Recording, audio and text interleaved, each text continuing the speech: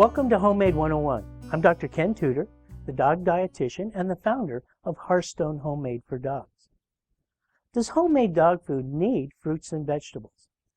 There is no question that fruits and vegetables have nutrients that are wonderful for both humans and dogs.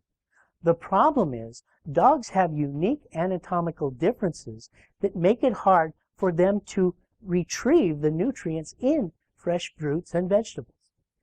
Number one is dogs don't chew.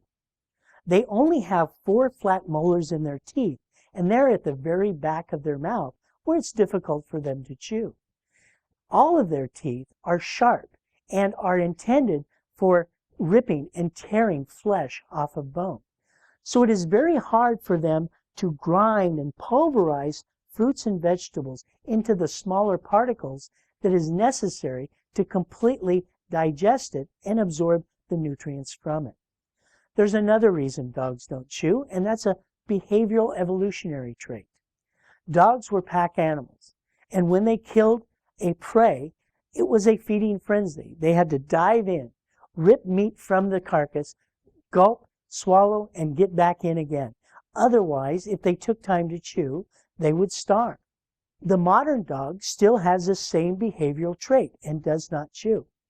Anyone who has stepped in dog vomit or looked at dog vomit knows that the food that comes up looks exactly like the food that went in, just wetter.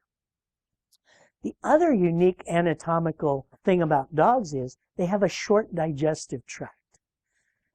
Vegetables and fruits need a longer time in the intestine in order to be digested and have those nutrients absorbed. Because of this short tract, dog owners often find that their dogs will poop out whole pieces of vegetables and entire fruit. The third thing about fruits and vegetables is they're high in fiber. And because of the short digestive tract of the dog, their appetite center is very, very sensitive to fiber. So if we add a lot of fruits and vegetables to their diet, they will get the feeling of being full long before they finish their meal. And so they won't take in some of the vital nutrients that they need from the rest of the meal.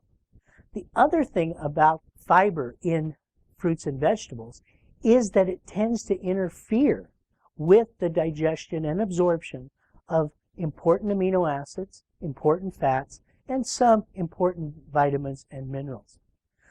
So, dogs cannot take advantage of fruits and vegetables like we can because of anatomical differences.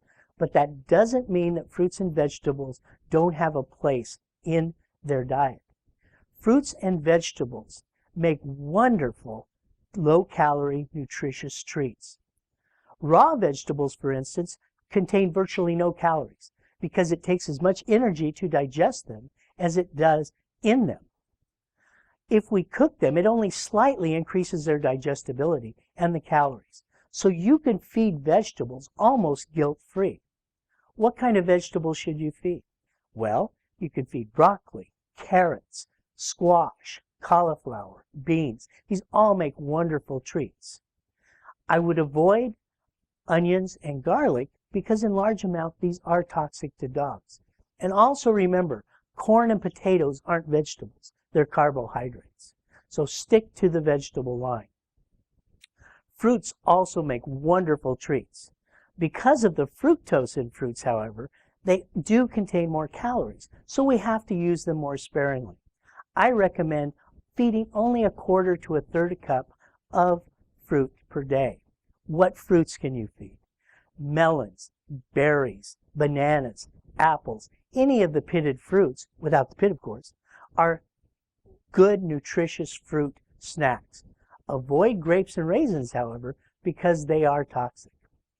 So, dogs cannot take advantage of all the nutrients in fruits and vegetables, but certainly feeding them these treats will keep them fit, and they will be able to live longer, and you enjoy them longer. Look forward to seeing you on other pages of the website.